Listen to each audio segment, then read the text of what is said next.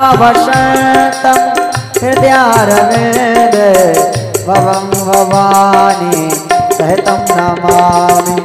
तुमेव माता च पिता तुमेव बन्धु च सखा तुमेव विद्या श्रवणं तुमेव सर्वं मम देवो देवा।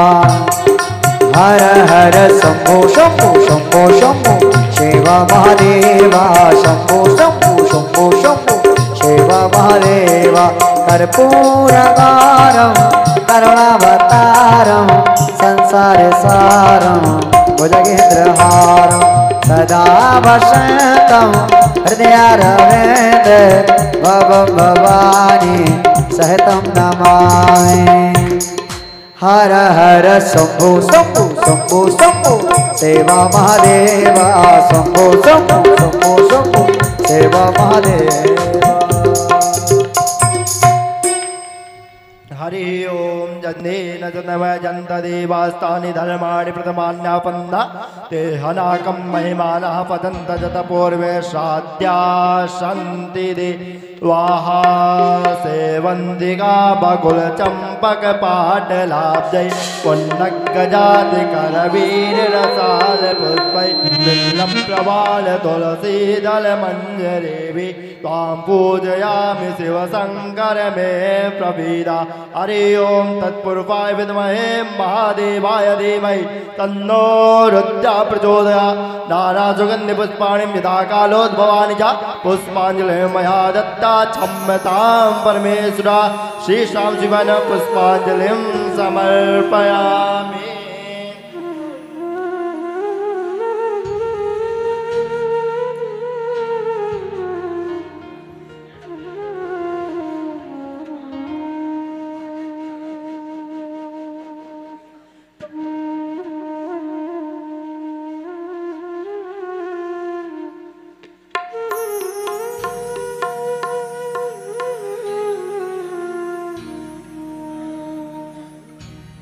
श्री राधे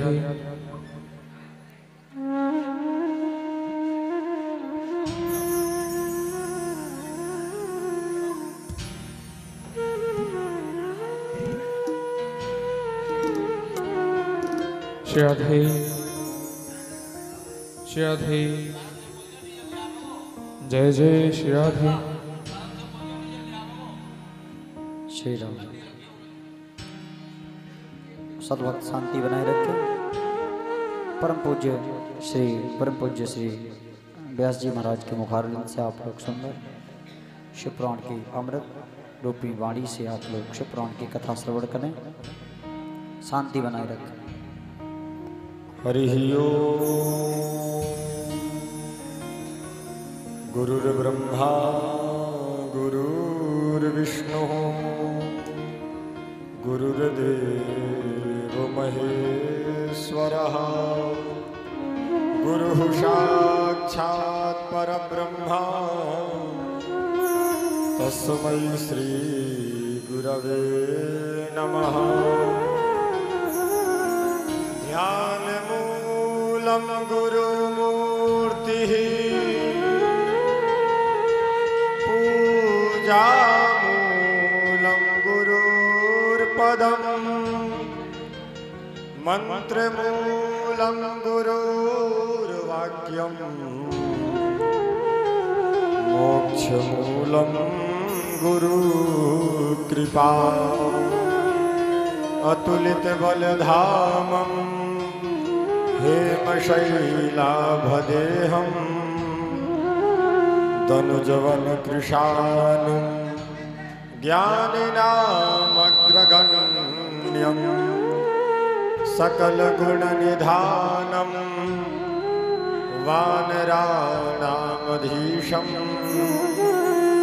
रघुपतिप्रियभक्तं वातजातं नमामि। अनंतकोटि नमस्कारान् समर्पयामि। शाम्ब सदा शिवाय नमः। मंडलस्थ देवताभ्यो नमः।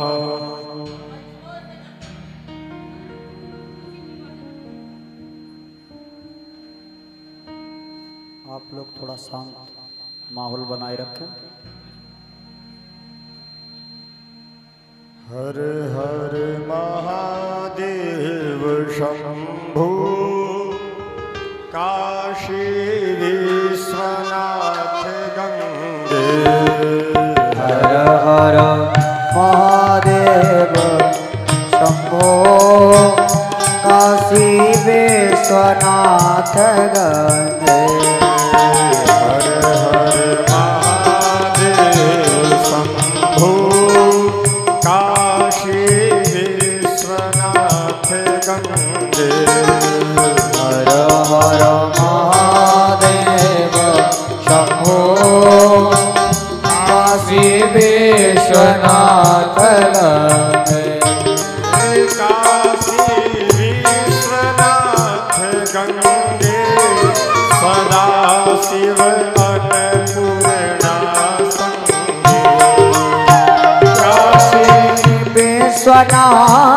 काशी विश्वनाथ गंगे सदा शिव अन्नपूर्णा संगे। काशी विश्वनाथ गंगे सदा शिव पार्वती संगे। काशी विश्वनाथ गंगे सदा शिव पार्वती संगे।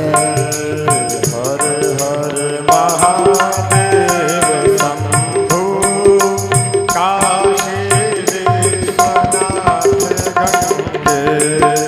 हर हर महादेव शंभो काशी विश्वनाथ गंगे। हर हर महादेव शंभु काशी विश्वनाथ गंगे।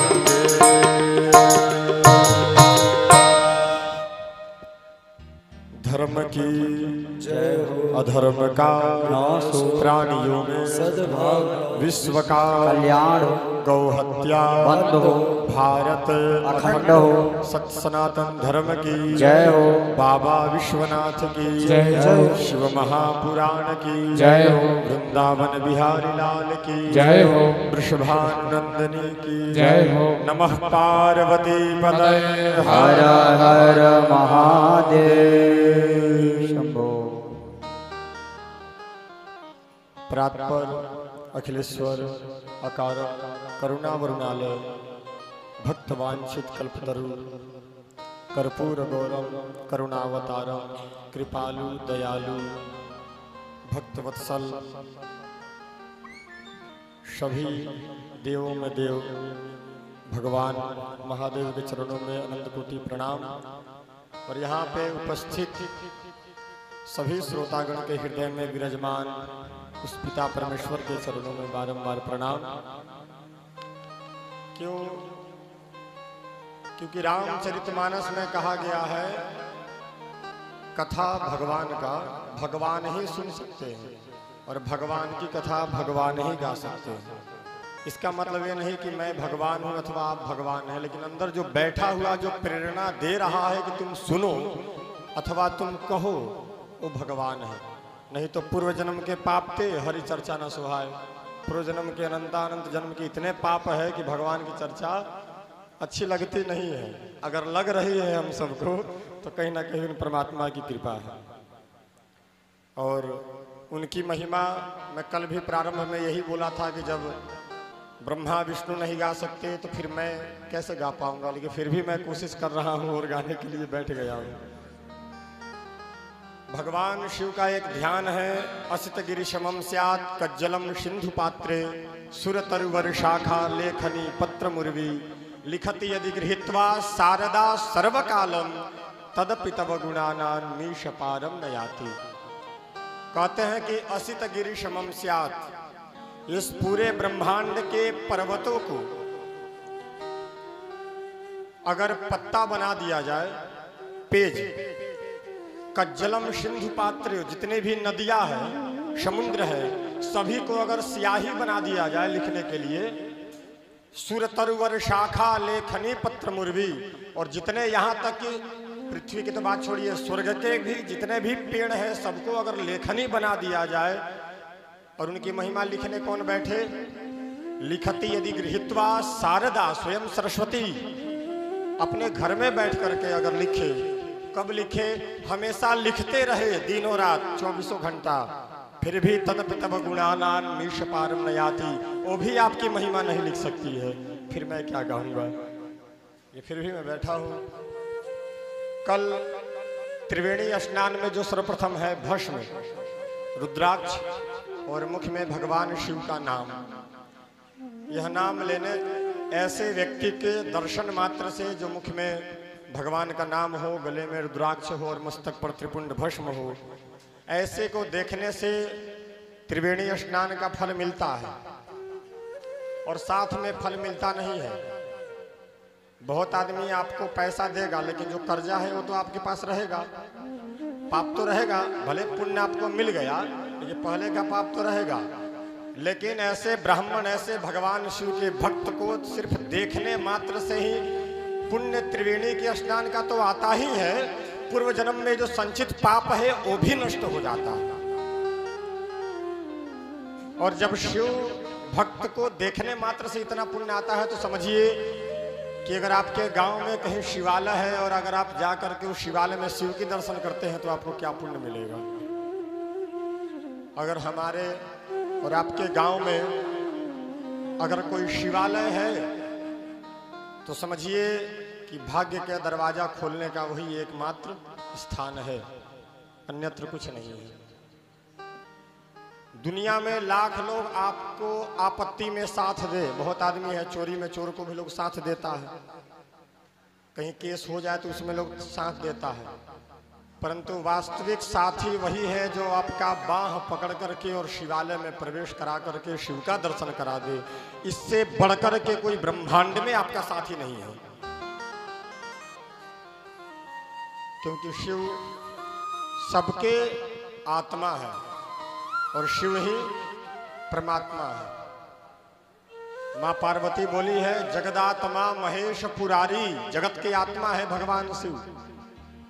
जगदात्मा महेश पुरारी, जगत जनक सबके हितकारी, सबके हितकर है। क्यों? क्योंकि वो तो जगत के पिता है और पिता, जगत के पिता होने के नाते यह भूत प्रेत सब पर करुणा करते हैं, क्योंकि पिता है। लाख नलायक हो, बाप के प्रॉपर्टी में चाहे नलायक हो अलायक हो, अधिकारी सबको बराबर होता है, चाहे वो असुर हो या देवता हो। अगर शिव जगत के पिता है तो राक्षस और देवता दोनों के पिता है। तो चाहे राक्षस आचरण से हीन हो, देवता आचरण से शुद्ध हो, परंतु शिव के तो दोनों पुत्र है, तो उनके संपत्ति में अथवा उनके करुणा में भेद नहीं है, वो दोनों को बराबर देते हैं। तुम्हारी इच्छा हो तुम करो, हमारा दायित्व है हम करेंगे। तो भगवान शिव की एक मैं आपको प्रसंग बताने जा रहा हूं जो श्रीमद् देवी भागवत महापुराण से है, जिसमें भगवान शिव की, भगवान शिव के भक्त की और भस्म की विधिवत महिमा गाई गई है। दृष्टि खोलने वाली प्रसंग है। महर्षि दुर्वासा अत्रि ऋषि के पुत्र हैं। महर्षि दुर्वासा अत्रि ऋषि के पुत्र हैं, परंतु वो शिवावतार है, स्वयं शिव ही अवतार लेकर के दुर्वासा बन करके वह आए। एक समय की बात थी कि दुर्वासा ऋषि क्रोधी ज्यादा है। ग्रंथों में, पुराणों में पढ़ने पर मिलता है कि उनको क्रोध बहुत ज्यादा आता है। इतने क्रोधी हैं, उस सब जगह घूमते घूमते, वो तो ऋषि हैं, उनको जहां मन करता है वहां भ्रमण करते हैं। यहां तक कि अहम भक्त पराधीना, भगवान भी उन लोगों के वश में हो जाते हैं। अब वश में क्यों होते हैं? भगवान को अगर वश में करना हो तो पूजा करके तो नहीं हो सकता है, जब तप नियम करने से नहीं हो सकता है।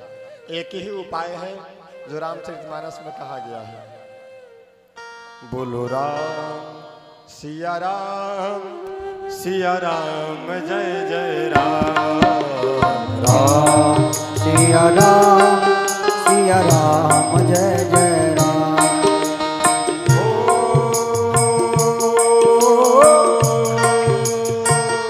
सुमिरी पवन सुत पावन नाम,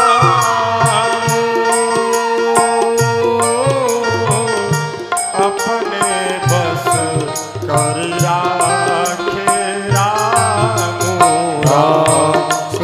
राम सिया राम जय जय राम। पुरुषत्व हो जाए, खाली समय में सिर्फ राम, बार बार रघुवीर संभारे, तरके पवन तनय बल भारी। राम की कृपा है, उल्टा नाम जपा जग जाना, वाल्मीकि भय ब्रह्म समाना। नाम का प्रभाव है। और अगर घर में कलह हो, कलेश हो, संपत्ति या धन आभूषण गाड़ी बंगला, इस सब से कलह जाने वाला नहीं है। अगर घर की कलह मिटानी है तो सबसे उत्तम उपाय है जो उत्तर कांड में, रामचरितमानस के उत्तर कांड में काकभूषुंडी जी गरुड़ जी को कहते हैं कि निज अनुभव अब कहूं खगेशा। मैं अपना निज अनुभव कह रहा हूं, क्या कि बिनु हरि भजन न जाहि कलेशा। अगर कलेश को मिटाना हो तो हरिहर का भजन करना पड़ेगा, अन्यत्र ब्रह्मांड के कोई भी साधन जुटाइए, कलेश मिटने वाला नहीं है, क्या कुछ भी करिए आप। तो दुर्वासा ऋषि भ्रमण करने लगे। भ्रमण करते करते एक बार नरक में जा पहुंचे, क्योंकि उनको कोई रोक नहीं सकता। नरक में गए दुर्वासा ऋषि, वहां पे अनेकानेक लोग कष्ट से चिल्ला रहे थे, पीड़ित थे। दुर्वासा ऋषि पूछे यम के दूतों से कि ये सब आवाज कहां से आ रही है। बोले आवाज उस कुआं से आ रही है। उस कुएं में वही लोग हैं जो अतिथि को आए हुए देखने पर जलते हैं, जो माता पिता की सेवा नहीं करते हैं, गुरुजनों, ब्राह्मण, गाय, राष्ट्र, धर्म की जो सेवा नहीं करते हैं, वो इस कुएं में गिरे पड़े हैं। दुर्वासा ऋषि बोले कि मैं थोड़ा जाकर के देख सकता हूं कुआं में। और दुर्वासा जी को कौन मना करने वाला है, स्वयं शिवावतार है, उसमें भी क्रोधी है, पूरा ब्रह्मांड जानता है। और दुर्वासा ऋषि गए। जैसे ही दुर्वासा ऋषि उस कुएं में झांके, किए कुछ नहीं हो, यहाँ तक कि शिव जी का नाम तक नहीं लिए, सिर्फ कुआं में झांके। झांकने से हवा चली। पवन कितने हैं? हवा कितने हैं? 49। कितने हैं? 49। जब हनुमान जी लंका को जला रहे थे तो हरि प्रेरित तही अवसर ही, भगवान हरि के प्रेरणा से चले मरुत 49 प्रकार की हवा चली। हनुमान जी को जलाना नहीं पड़ा, जल गया। 49 प्रकार की हवा, 4 दिशा है, चारों प्रकार से चले तो इसे भी जल जाएगा। और जहां 4 दिशा में 49 प्रकार का हवा चले, समझिए कि कहां कहां जलाएगा ना, हरि के प्रेरणा से। तो हवा कितने हैं? 49। तो जैसे ही दुर्वासा ऋषि इस कुएं में देखे कि हवा चली और उनके मस्तक से जो भस्म था वो भस्म गिर करके कुएं में चला गया। कुएं में चला गया, सिर्फ भस्म, देखने मात्र से ही हवा के झोंका से भस्म गिरा और कुआं में चला गया। और जैसे कुआं में गया, दुर्वासा ऋषि वहां से हल्का सा निकले देख करके, तब तक जो अंदर कुएं में चिल्ला रहे थे, दुख से, दर्द से जो पीड़ित थे, जो कष्टों को झेल रहे थे, वो महादेव की जयकारा लगा करके और हंसने लगे। सभी यमदूतों को आश्चर्य हुआ कि भाई जो रो रहे हैं वो हंस क्यों रहे हैं, क्या कारण है। सभी धर्मराज के पास गए। धर्मराज से बोले कि प्रभु, कुएं में ऐसे ऐसे व्यक्ति पड़े हुए थे जो इतने पापी थे, अब पता नहीं क्या हो गया कि वो सब अपने आप में हंसने लगे, महादेव की जय जयकार करने लगे। वो बोले काम क्या हुआ, कोई आया था? बोले हाँ, दुर्वासा ऋषि आए थे। तो अच्छा, सब लोग भगवान शिव के पास गया। बोले जो प्रभु दुर्वासा जी को जब मन करता है वहां चल जाते हैं। यम के दूत और धर्मराज यमराज लोग भगवान शिव के पास गए। शिव जी से जब उन्होंने बताया तो भगवान शिव जब ध्यान लगा करके देखे तो बोले कि इसमें किसी का महत्व नहीं है, न दुर्वासा का न तुम सबका महत्व है तो इस भस्म का। कि दुर्वासा जी तो बस देखने की इच्छा से बस सर को झुकाए थे, उनको क्या पता था कि हवा आएगा और भस्म का टुकड़ा गिरा देगा है? और हवा आई, भस्म का टुकड़ा गिरा और सिर्फ उस कुएं में भस्म के टुकड़े गिरने मात्र से ही सभी पापों का उद्धार हो गया। आप समझिए कि आप अगर मस्तक पर भस्म लगाते हैं तो कितने कुल का उद्धार होगा। जबकि उस कुएं में जितने पापी थे वो एक घर के तो थे नहीं, पूरे ब्रह्मांड का ही तो मेन धोबी घाट है जहां सबको धोया जाता है। कहां कहां के थे और एक भस्म के टुकड़े गिरने से सबका उद्धार हो गया। भगवान शिव बोले कि जाओ, इस क्षेत्र में जो यह कुआं है यह स्वर्ग के नाम से प्रसिद्ध होगा। स्वर्गकूप इसे बोला जाएगा। क्या बोला जाएगा? स्वर्गकूप। इसके आसपास में सब पीड़ित तो होंगे, लेकिन भूल से भी जो प्रेत भूत इसमें झांक देगा उसकी भी मुक्ति हो जाएगी। भस्म का इतना बड़ा महत्व है क्योंकि यह जो भस्म है यह सबसे प्राचीन है। हमारे आचार्यों में सर्वप्रथम जगत गुरु शंकराचार्य जी महाराज हुए। सभी देव है, महादेव है, सभी का दर्शन है, उनका महादर्शन है, सभी का प्रसाद है, उनका महाप्रसाद है। समझे? उनका महाप्रसाद है और सभी का पुण्य है, उनका महापुण्य है। सभी के दर्शन जितने भी बाकी सब देवता है उनको देखने मात्र से पुण्य मिलेगा, परंतु महादेव को देखने मात्र से ही महापुण्य मिलेगा। महा है, महाशब्द साधारण में कदापि नहीं लगता।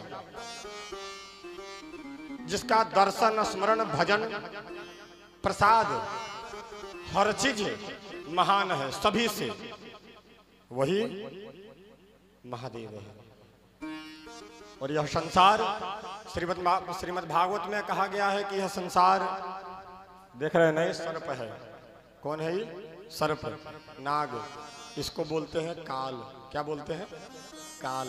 और काल को भी जो गले में हार बना कोई रोक नहीं सकता, लेकिन एक रोका है जिसका नाम दशानन है। कुछ क्षण के लिए काल को भी रोक दिया था। तो पता लगा काल को कौन रोक सकता है? जिस पर महादेव की हाथ हो, अन्यत्र किसी की नहीं। हाँ, काल को भी वही रोक सकता है जिस पर महादेव की हाथ हो। एक श्लोक है महाभारत का, आप लोग यक्ष और युधिष्ठिर संवाद है। जब वनवास में प्यास लगा था पांचों पांडवों को, तो निश्चित है कि सबसे पहले लोग छोटे को भेजता है, पानी लेकर आओ। फिर उससे बड़े को भेजता है, उससे बड़े को भेजता है, लास्ट में सबसे बड़े की एंट्री होती है। तो सबसे पहले तो सब लोग गए। यक्ष बोला कि पहले मेरे प्रश्नों का उत्तर दो, उसके बाद तुम जल पीना, नहीं तो मर जाओगे। चारों ने बात नहीं माने। पांचवें में युधिष्ठिर जी महाराज गए। युधिष्ठिर जी महाराज स्वयं धर्म के अवतार हैं, धर्म ही है। युधिष्ठिर जी महाराज गए तो फिर वही बोला कि को मोदते किमाश्चर्यम कह पंथा काच वार्तिका। 4 प्रश्न थे। सीरियल में देखिएगा तो आपको 12-13 प्रश्न मिल जाएंगे, लेकिन महाभारत में आप पढ़िएगा तो मात्र 4 प्रश्न है। को मोदते, इस संसार में कौन सुखी है? पहला। किमाश्चर्यम, इस संसार में सबसे बड़ा आश्चर्य क्या है? और कह पंथा, हम सबको किस रास्ते पर चलना चाहिए? और चौथा है काच वार्तिका, बात करने वाली रोचक बातें क्या है? यही 4 प्रश्न है। आप श्लोक से भी अनुमान लगा सकते हैं। यक्ष बोलता है कि ममैतांश चतुरः प्रश्नान, मेरे इस 4 प्रश्न का कथयित्वा, उत्तर दो, तब जलम पीवो, जल पियो। पहले उत्तर दो फिर जल पियो। को मोदते, सबसे बड़ा सुखी कौन है? सुखी तो सब कोई है। रात्रि में खूब पनीर खा ले और सो जाए तो उसको सुखी महसूस होगी, परंतु सुबह दुकानदार फोन करेगा कि भाई साहब पनीर का पैसा दे दो, तो दुख महसूस होगा। वास्तव में सुखी कौन है? तो वास्तव में वही सुखी है जो ऋणी ना हो, जिस पर कोई कर्ज ना हो। चाहे वो 10 दिन खाना न खाए, और 10वें दिन चाहे वो नमक की रोटी ही खाए, अपने घर में खाए, कमाने के लिए विदेश न जाना पड़े। जननी जन्मभूमिश्च स्वर्गादपि गरीयसी, अपने जननी और जन्मभूमि पर रह करके और रहे, खाए पिए, वही सुखी है। ये नहीं कि भगवान का मंदिर बनाने के लिए कर्जा ले लिए, आश्रम बनाने के लिए कर्जा ले लिए और रोज फोन कर रहा है तो तकलीफ होता है, फिर सुखी कैसे? सुखी तो वही है जो ऋण से मुक्त हो। दूसरा किमाश्चर्यम, सबसे बड़ा आश्चर्य क्या है? तो एक तो अलग से है, सबसे बड़ा आश्चर्य यही है कि यह जीभ जो है वो सुलभ है। अभी के वर्तमान में आप कोई भी सामान खरीदिएगा सब आपको डुप्लीकेट मिलेगा। संसार में कोई भी आप सामान खरीदिए सब आपको डुप्लीकेट मिलेगा। यहाँ तक कि मरने के लिए जहर भी खरीदिएगा तो वो भी डुप्लीकेट होगा, थोड़ी देर के बाद ही असर करेगा, तुरंत नहीं करेगा। ठीक, सब डुप्लीकेट मिल रहा है। अगर कोई असली अभी भी है तो यह जीभ है, जिसे जीभ से हम राम का नाम ले सकते हैं। इसमें कोई डुप्लीकेट नहीं है, ये शुद्ध है। तो कहते हैं कि अस्मिन महा, यह जो संसार है, इस संसार में सबसे बड़ा आश्चर्य यही है कि जीभ सुलभ होते हुए भी कोई इसमें चार्ज करने की जरूरत नहीं है, कोई बैटरी की जरूरत नहीं है, कोई तेल पेट्रोल की जरूरत नहीं है, कोई शुद्धि अशुद्धि की जरूरत नहीं है। वाल्मीकि जी तो मरा बोले थे और ब्रह्म के समान हो गए। तो वाल्मीकि के तप से निकला यही परिणाम। श्रद्धा होनी चाहिए, तुम राम को हो या मरा, मरा को हो या राम, श्रद्धा होनी चाहिए बस। वाल्मीकि के तप से निकला यही परिणाम कि श्रद्धा होनी चाहिए, तुम मरा कहो या राम, बस कहो। क्योंकि भगवान सभी भाषा समझते हैं, भगवान सभी भाषा समझते हैं। ऐसा नहीं है कि वो खाली संस्कृत समझते हैं, परंतु जैसे आप लोगों को भी 2-3 भाषा आता होगा, भोजपुरी, मैथिली, हिंदी, परंतु आप कहीं विदेश जाए और आपको अगर मिथिला का भाषा बोलने वाला कोई मिल जाए तो हृदय गर्भ से चौड़ा हो जाता है कि कोई अपना मिला। भले आप समझते तो हिंदी भी है, लेकिन अगर मिथिला वाला मिल जाए तो, हम बिहार के हैं, हमको भोजपुरी वाला कोई मिल जाता है तो गर्व से सीना चौड़ा हो जाता है, क्योंकि कोई अपना मिला है।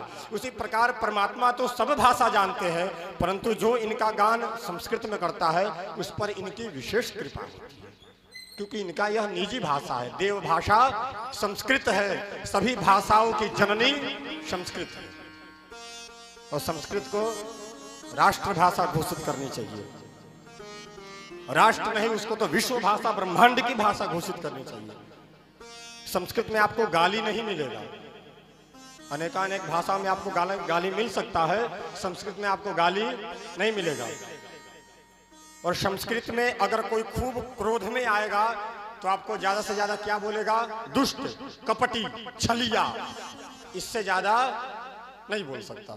दुष्ट बोलेगा, कपटी बोलेगा, छलिया बोलेगा, इससे ज्यादा आपको गाली नहीं दे सकता, क्योंकि संस्कृत में गाली है ही नहीं। क्यों? क्योंकि देवता गाली देते ही नहीं थे, तो देव की भाषा है। और आज हिंदी और संस्कृत को छोड़ करके लोग अंग्रेजी पढ़ने में लगे हैं, आज लोग इंग्लिश मीडियम में पढ़ने में लगे हैं। जबकि मैं एक छोटा सा महत्व आपको बतला दूं, सूर्य को इंग्लिश में सन कहते हैं, बस इसका कोई पर्यायवाची शब्द आपको नहीं मिलेगा। परंतु हिंदी में रवि, मार्तंड, सूरज, सूर्य, भास्कर, दिवाकर, बताइए कितने नाम हैं। गाय को सिर्फ काऊ कहते हैं, यहाँ पे धेनु, गौ, गाय माता, वसुंधरा, क्या क्या कहते हैं। फिर भी पता नहीं लोग काहे अंग्रेजी के पीछे पड़ा है। वो यहाँ पे खजाना है। आप छोटी, आपको इतना मोटा पुस्तक दिया जाए, ज्यादा खजाना दिया जाए आपको, और आप उसको छोड़ करके और 100 रुपए का नोट उठाने चलिएगा तो मूर्खता किसकी है? जहां एक व्यक्ति का, एक सूर्य के जब आपको 12 नाम मिल सकते हैं, तो आप एक सन याद करके जीवन में क्या करिएगा? मार्तंड, अनेकानेक नाम है। चंद्रमा के कितने नाम हैं, लेकिन अंग्रेजी में सबका एक ही है। अंग्रेजी ऐसा गिरा भाषा मेरे नजर में कोई नहीं है।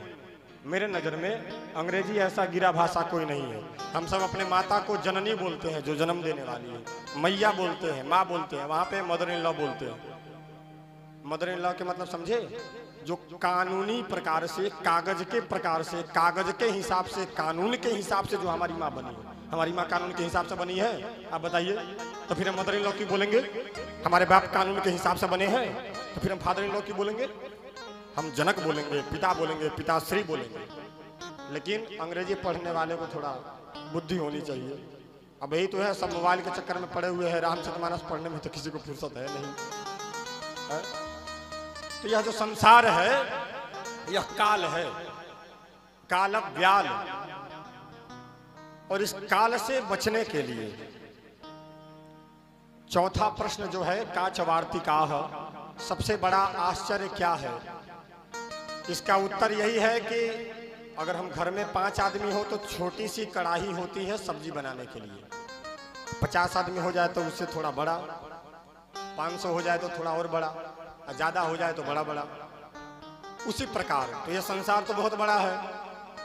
तो कहते हैं कि अस्मिन महामोह महे कटाहे। यह संसार क्या है? तो जो काल है ना, काल का यह कड़ाह है। ध्यान से सुनिएगा, यह संसार काल का कड़ाह है, कड़ाही है, जिसमें हम सब उसमें, जैसे कड़ाही में सब्जी डाल देते हैं ना, वैसे ही संसार रूपी कड़ाही में हम सब भी डले हुए हैं। बच्चे कब हैं? जब तक पकते नहीं है, पकने के बाद तो सब खा जाएगा। समझ रहे हैं? हाँ, तो कहते हैं अस्मिन महामोह महे कटाही, मोह रूपी कड़ाही है। तो कहते हैं कि छोटी सी चूल्ही के लिए, छोटा सा कड़ाह के लिए तो छोटी मोटी आग चल जाती है, बड़े बड़े के लिए भट्ठी जोड़ दिए जाते हैं, परंतु यह संसार रूपी कड़ाह के लिए कौन सा आग है? तो कहते हैं कि अस्मिन महामोह महे कटाहे सूर्याग्निना। जो भगवान सूर्य है, यही इस कड़ाह को गर्म करने में सहायता करते हैं। भगवान सूर्य संसार रूपी मोह रूपी कड़ाही को गर्म करने में भगवान सूर्य अग्नि का काम करते हैं। अस्मिन महामोह महे कटाहे सूर्याग्निना। और जब इतना बड़ा कड़ाही है और सूर्य ही आग है तो जलावन तो चाहिए, लकड़ी तो चाहिए। तो लकड़ी कौन है? तो अस्मिन महामोह महे कटाहे सूर्याग्निना रात्रि दिवेंधनेन। रात और दिन ही लकड़ी का काम करते हैं। एक खत्म हुआ एक को लगा दो, एक खत्म हुआ एक को लगा दो, ऐसे ही तो होता है। एक लकड़ी जल गया तो दूसरी लकड़ी को लगा दो ना। तो यह लकड़ी जो है, लकड़ी का काम रात और दिन करते हैं इस कड़ाही को गर्म करने के लिए। लेकिन इतना बड़ा कड़ाह है, अग्नि का व्यवस्था हो गया, लकड़ी का व्यवस्था हो गया, लेकिन बड़ा कड़ाही के लिए बड़ा करछुल तो चाहिए, तभी तो जीव पलटा जाएगा उसमें। तो करछुल क्या है? तो कहते हैं कि मासर्तु दर्वी परिघट्टने न। मास और जो ऋतु है, 6 ऋतु और 12 मास जो है, यही हमेशा उलट पलट करके सब जीव को पलटते रहते हैं। तो हम सब जिंदा कब है? तो जब तक हम पकते नहीं है। देखते हैं कढ़ाई गर्म रहता है। आज ही तो पकौड़ा बना है यहाँ सवेरे, आलू वाला। तो एक बार में तो बना नहीं होगा, पहले 10 को डाल दिया गया होगा, 10 पक गया होगा, 10 को निकाल दिया गया होगा, फिर 10 को डाल दिया गया। संसार तो यही है, 10 मर रहे हैं, 10 जन्म ले रहे हैं, क्रम तो यही है। और कढ़ाई हमेशा गर्म है। तो हम सब बच्चे कब हैं? जब तक पकते नहीं है। जिस दिन पक जाएंगे उस दिन वह काल उठा करके और गाल में दबा देगा, काम खत्म हो जाएगी। उसके बाद बस राम नाम सत्य है। हाँ, याद आ गया, राम नाम सत्य है कि यह जो पीछे बोलते हैं हम सब अर्थी के पीछे, कब से चालू हुआ पता है? कब से चालू हुआ राम नाम सत्य है अर्थी के पीछे बोलना? कलयुग से, और तुलसीदास जी के महाराज के जीवनी से। जब व्यक्ति कोई रहता है ना, जो ज्ञानवान हो, विद्वान हो, धर्मवान हो, नीतिवान हो, भगवान का भक्त हो, वो जिस समय इस धरातल पर रहता है उस समय उसकी कोई इज्जत नहीं करता। लेकिन वो जब छोड़ के चले जाते हैं, अरे प्रभु एक बार सपने में आ जाइए। जिंदा हो तो कोई पूछेगा नहीं। भगवान कृष्ण को देखिए, कितने मारने के लिए आए थे, आज कितने मरने से बचने के लिए उनके शरण में जा रहे हैं। तो तुलसी बाबा जिस समय भगवान रामचरितमानस लिखते थे, भगवान के भक्त थे, उस समय एक स्त्री का विवाह होकर के आया और 2 दिन बाद ही उसके पति गुजर गए। तो स्त्री थी, वो बोली कि मैं पति के साथ ही सती हो जाऊंगी, इसलिए वो पीछे से साथ अर्थी के पीछे चल पड़ी। अब आजकल ना बड़े बड़े मकान वकान है, उस समय तो गाछ के नीचे ही महात्मा लोग बैठते थे। जितने पुराने आचार्यों की आप फोटो देखिएगा तो किसी न किसी पेड़ के नीचे ही बैठे हैं। सोफा पर तो बैठे नहीं है, इसी गद्दी पर पेड़ के नीचे है, तो पेड़ के नीचे बैठे हुए थे और वही राम नाम सिमरन कर रहे थे। और आगे आगे अर्थी जा रही थी, पीछे पीछे से वो स्त्री जा रही थी जिसको पति के साथ में सती होना था। तो सोची कि अंतिम समय है, अब तो जीना तो है नहीं, क्योंकि मैं तो पति के साथ में सती होने जा रही हूँ, तो क्यों ना एक ब्राह्मण का, भगवान के भक्त का आशीर्वाद ले लूँ। और तुलसीदास जी के उस समय थोड़ी मोड़ी नाम थी, जिसका नाम है वही बदनाम है, उनके नाम भी थे, कुछ लोग विरोधी भी थे। तो स्त्री गई और जाने के बाद तुलसीदास जी महाराज के चरणों में साष्टांग प्रणाम की। तुलसीदास जी आंख बंद किए थे, भगवान का नाम स्मरण कर रहे थे। उनको पता चला कि कोई स्त्री मुझे प्रणाम कर रही है, तो उन्होंने आशीर्वाद दिया कि अखंड सौभाग्यवती भव। क्या बोले? अखंड सौभाग्यवती भव। अब कुछ लोग आ गए विरोधी करने वाले, बोले तुलसीदास हम तो समझते थे कि तू पाखंडी है, लेकिन आज पता चला तू पागल भी है। आंख से देख रहा है कि इसका पति मरा हुआ है, तब आशीर्वाद दे रहे हो कि अखंड सौभाग्यवती भव। बोले इसका पति मर गया है? तो हाँ। अच्छा, मरा नहीं है? लोग बोले फिर बोला मरा नहीं है। 4-4 घंटा रोने के बाद ही तो लाश को लोग घर से निकालता है, तो जो आदमी 4 घंटा में न उठा हुआ अब क्या उठेगा? बोले लाओ इधर लाओ। तुलसीदास जी के कहने पर सभी लोग अर्थी को इनके सामने रख दिए। तुलसीदास जी उस शव के चेहरे की तरफ देखे और उसके कान में, दाहिने कान में धीरे से बोले कि राम का नाम सत्य है। अगर मेरे राम आप वास्तव में मुझ पर कृपा करते हैं, क्योंकि मेरी इज्जत जाने वाली नहीं है। कितने 100 साल की आयु है, आजकल लोग 60 में ही निपट जा रहे हैं, तो हमारी क्या इज्जत जाएगी? लेकिन मैं आपका भक्त हूँ, दुनिया को पता है कि मैं आपका भक्त हूँ, और मैं बोला हूँ अखंड सौभाग्यवती भव। अगर यह पूरा नहीं हुआ तो मेरे पर उंगली नहीं उठेगी, उंगली आप पर उठेगी। सिर्फ उन्होंने कान में राम का नाम सत्य है बोला, मात्र इतना बोले कि वो जो मरा हुआ व्यक्ति था उठ करके बैठ गया और तुलसीदास जी के चरणों में प्रणाम कर लिया। तब से पूरे गांव के लोग तुलसीदास जी की अपनी चिंता नहीं, राम की चिंता है। धीरे से कान में बोले थे। आप चिल्ला चिल्ला के रामायण शतकोटि अपार, रामायण 100 करोड़ से ज्यादा है। चरितम रघुनाथ से शतकोटि प्रविस्तरम, एकैकम अक्षरम पुण्यम महापातक नाशनम। राम रक्षा स्तोत्र में लिखा है कि भगवान रघुनाथ का चरित्र 100 करोड़ में है। शतकोटि, शत यानी 100, कोटि यानी करोड़, 100 करोड़ में। आप जीवन में जानबूझ करके इतना पाप करिएगा, राम का एक बार नाम लेने से वो पाप नष्ट हो जाएगा। लेकिन वही राम, पता है रामचरितमानस में क्या कहते हैं? उत्तरकांड में भगवान राम जब राजा बन जाते हैं, अच्छा एक राजा अगर प्रजा के सामने अगर हाथ जोड़े, समझ जाए कि कोई विशेष बात कहने जा रहे हैं। राजा प्रजा के सामने हाथ काहे जोड़े? अगर वो हाथ जोड़ रहा है, समझिए कि वो आपको हृदय से अपना मानता है और हृदय की बात बताने जा रहा है, तभी वो हाथ जोड़ करके आपसे निवेदन कर रहा है। तो राम जी हाथ जोड़ करके जब राजा बन जाते हैं तो सभी प्रजा के सामने हाथ जोड़ करके कहते हैं कि सुनो, एक और गुप्त मत। क्या कहते हैं? एक और गुप्त मत। मैं अपना एक गुप्त मति बता रहा हूं, जो मैं गोपनीय रखा था, लेकिन आज मैं बता दे रहा हूं। क्यों? क्योंकि तुम सब मुझे अपने प्रिय हो। अति प्रिय मोही यहाँ के वासी। भगवान कहते हैं कि अयोध्या के जो वासी है वो मुझे विशेष प्रिय है, विशेष अति प्रिय है। और जो अयोध्या का स्मरण करते रहता है वो भी विशेष प्रिय है। क्योंकि अयोध्या कहाँ है? उत्तर प्रदेश में तो है ही अयोध्या, परंतु जहाँ राम तह अवधनी वासु, जहाँ राम जी हैं अयोध्या वही है। फिर राम जी कैसे आएंगे? तो जहाँ आप राम का नाम लीजिएगा वहाँ राम जी आएंगे। अब आप अगर मिथिला में अपने गांव में राम का नाम ले रहे हैं, अब वहाँ राम जी आए तो गांव खत्म। क्या हो गया? अयोध्या। क्योंकि जहाँ राम तह अवधनी वासु, जहाँ राम जी है वहीं अयोध्या है। तो हाथ जोड़ करके राम जी कहते हैं कि एक और गुप्त मत सबही कहूं कर जोड़, मैं कर जोड़ करके अपने देश अपने प्रजा से बोल रहा हूं क्या कि शंकर भजन बिना नर भक्ति न पावही मोर। बिना महादेव के भजन करने बिना मेरा भक्ति कोई पा नहीं सकता। अब एक राजा जो मर्यादा पुरुषोत्तम है, जो स्वयं ब्रह्म है, जिनके रोम रोम में ब्रह्मांड है, वो अगर हाथ जोड़ करके अगर आपको कोई बात कहे कभी गलत नहीं बोल सकता। और अगर लास्ट में हाथ जोड़ करके अपने एक राजा होकर के प्रजा के सामने हाथ जोड़ करके अगर वो बोल रहे हैं कि शंकर भजन बिना नर भक्ति न पावही मोर, तो मैं गारंटी के साथ कह सकता हूं कि शंकर को छोड़ करके ब्रह्मांड में आप कहीं घूमिएगा आपको मुक्ति मिलने वाली नहीं है, नहीं है, नहीं है। यह सत्य है, सत्य है, सत्य है।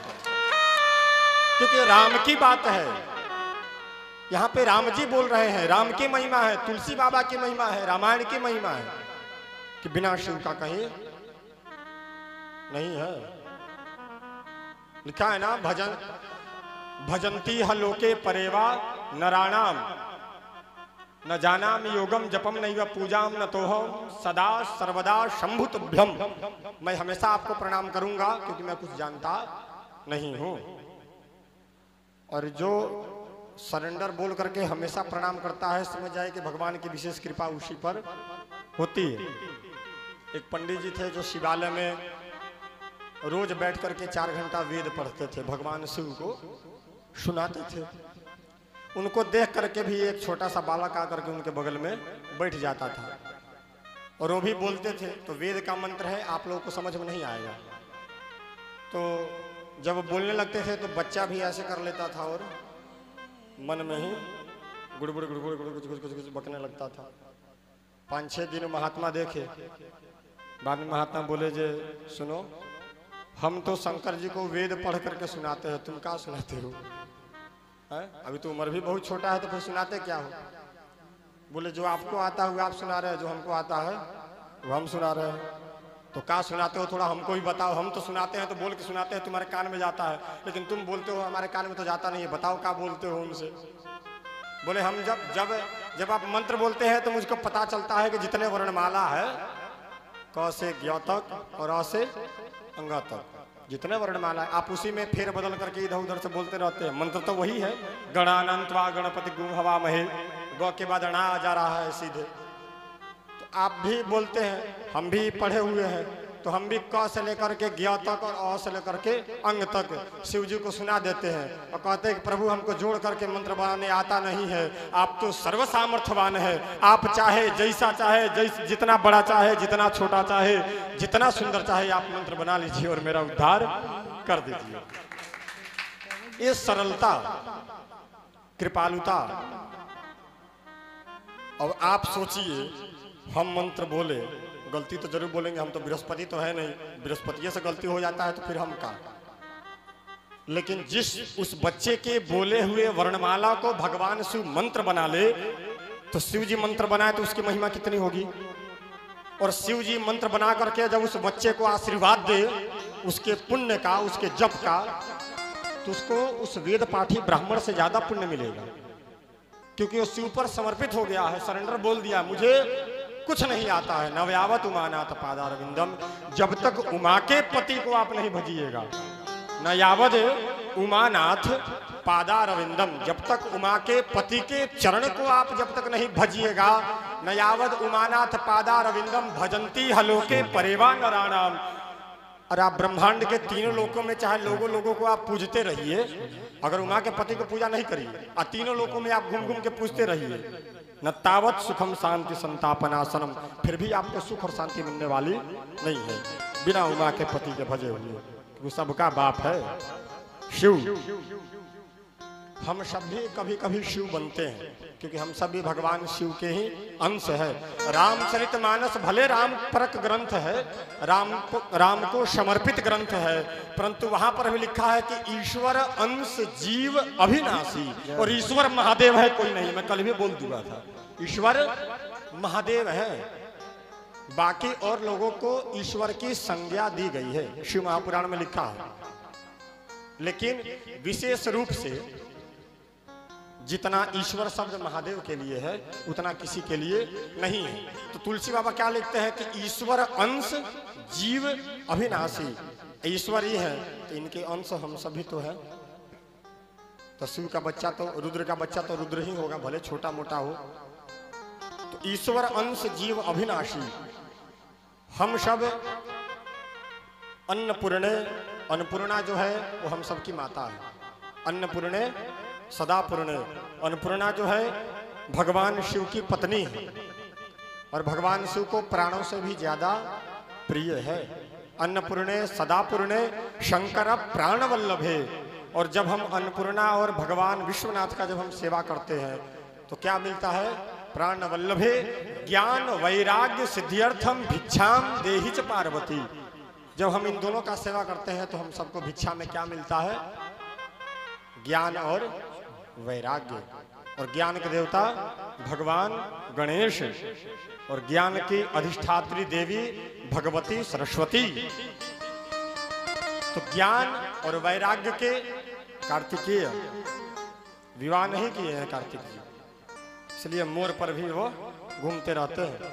और सामने जो फोटो लगा हुआ है, आप लोगों को लग रहा होगा कि शिव जी के गोद में कृष्ण जी हैं, ऐसा नहीं है। ठीक है, कार्तिक जी हैं, ये बात ध्यान रखिएगा। कार्तिक जी भी मोर लगाते हैं, बंसी नहीं है। ठीक है, मोर का पंख भगवान राम भी लगाते हैं।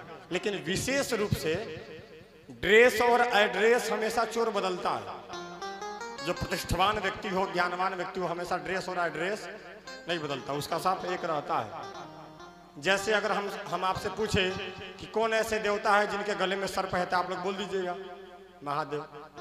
क्यों? क्योंकि वो कहीं बदलते नहीं ना, जा चांदी के पहन लिए, कल सोना के पहन लिए, परसों गुलाब के फूल का पहन लिए, नहीं, एक तो एक। तो एक वेशभूषा धारण करने से, एक ड्रेस, एक एड्रेस बनाने से दुनिया में नाम होता है, एक अलग पहचान मिलती है। नाम कितने प्रकार के होते हैं? एक रास का नाम होता है, एक पुकार का नाम होता है, एक उपाधि का नाम होता है। जैसे आपका नाम कोई और हो और आप डॉक्टरी की पढ़ाई किए हो तो आपको लोग कहेगा डॉक्टर साहब इधर आइए, तो आपका नाम तो नहीं लिया, लेकिन बोला कि डॉक्टर साहब आप इधर आइए तो आप आ जाइएगा, बुलाया तो आपको ही। तो यह क्या नाम है? उपाधि का नाम। तो भगवान विश्वनाथ और मां अन्नपूर्णा, यह दोनों को जब आप मां मानिएगा, पिता मानिएगा, तो इनसे दो चीज प्राप्त होगी, ज्ञान और वैराग्य। ज्ञान वैराग्य सिद्ध्यर्थम भिक्षाम देहि च पार्वती। क्यों? क्योंकि माता च पार्वती देवी, पिता देवो महेश्वर और बांधवा शिव भक्ताश्च। अगर आपका कोई सच्चा भाई है, बांधवा बंधु है, मित्र है, तो एक शिव भक्त है जो आपका हाथ पकड़ करके शिवालय में ले जा रहा है। असली भाई वही है, शिवालय। बस हाथ पकड़ करके फिल्म दिखाने ले जाए, उस समय तो आपको लगेगा कि हमारा मित्र है, पैसा खर्चा कर रहा है, परंतु सबसे बड़ा आपके जीवन का वो शत्रु है। मित्र किसे कहते हैं? तन मित्रम यत्र विश्वासः।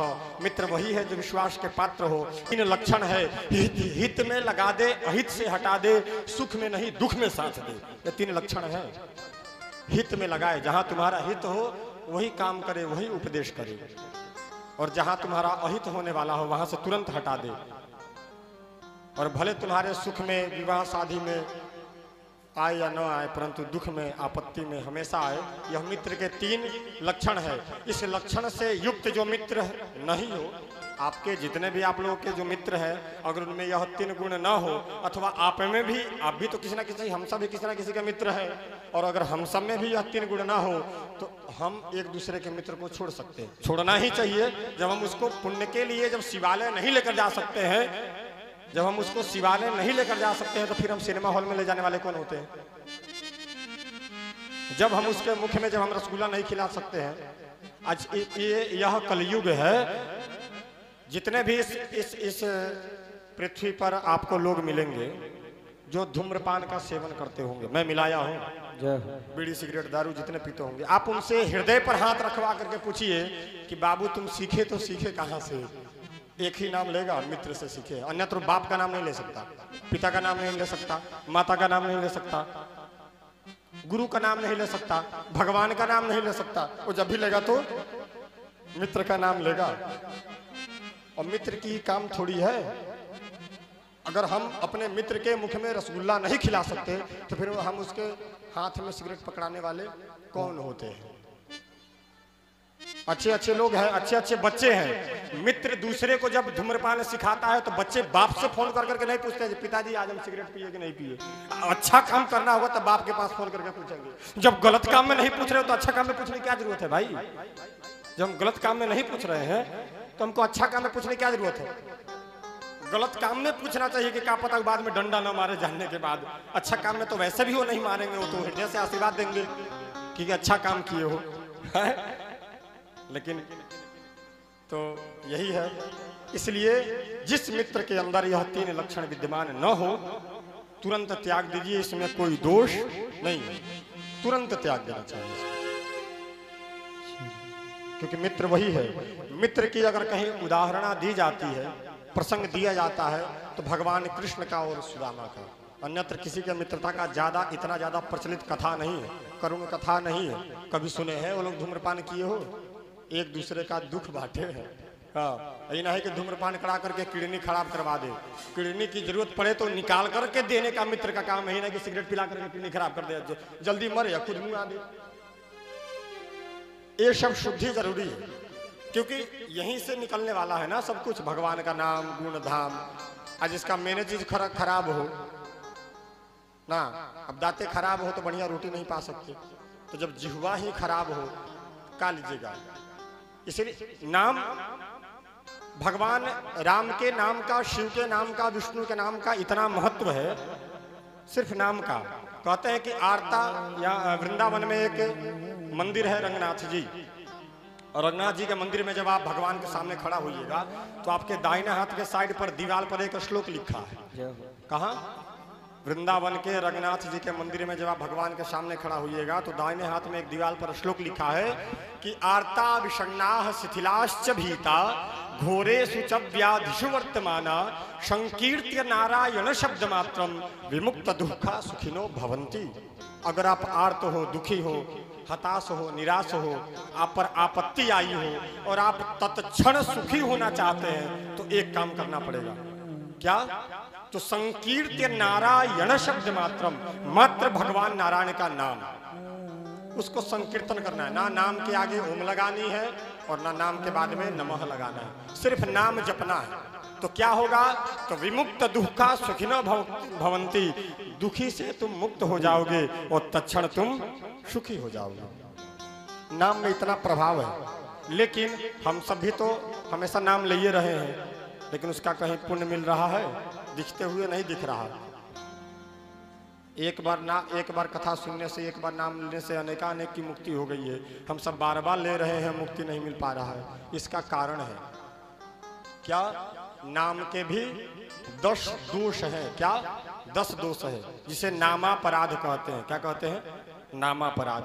10 नाम के अपराध है। इस अपराध से मुक्त होकर के अगर आप भगवान का नाम लीजिएगा तब काम करेगा, नहीं तो नहीं करेगा।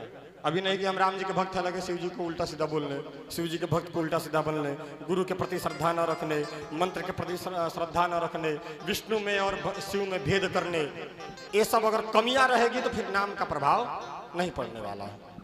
ठीक? एक मुझे भजन याद आ गया, गा दे रहा हूं, गा दो।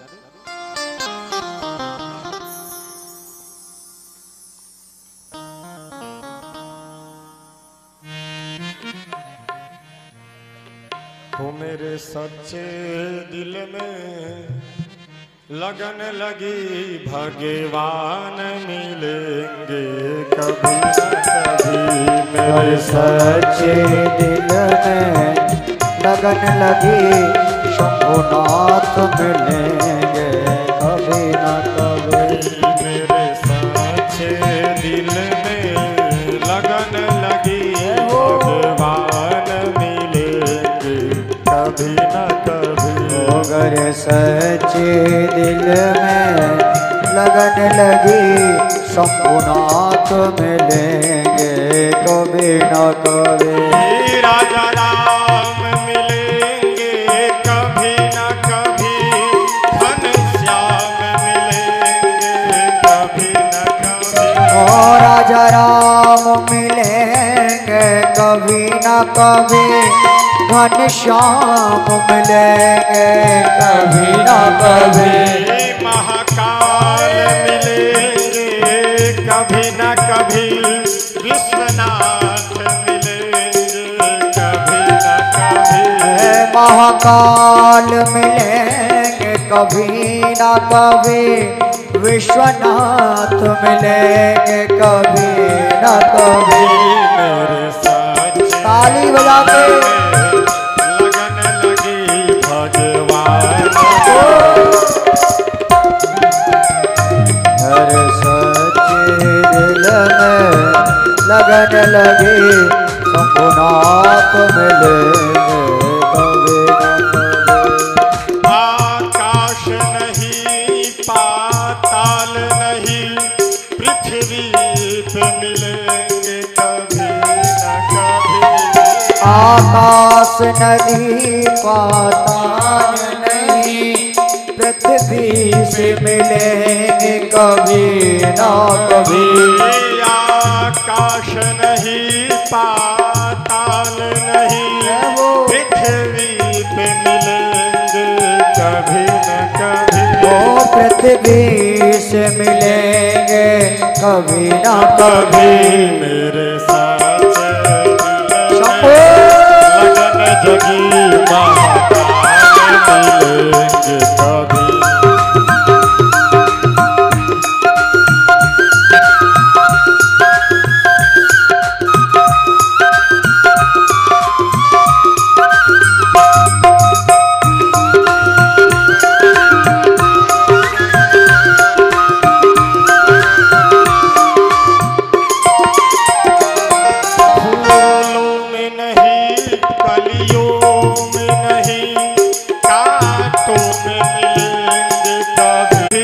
चंदा में नहीं तारों में मिलेंगे कभी न कभी। मेरे सच भगवान मिलेंगे कभी न कभी। सच्चे दिल में लगन लगी, शंभुनाथ मिलेंगे कभी ना कभी। मेरे सच लगन जगी महाकाल मिलेंगे कभी न कभी।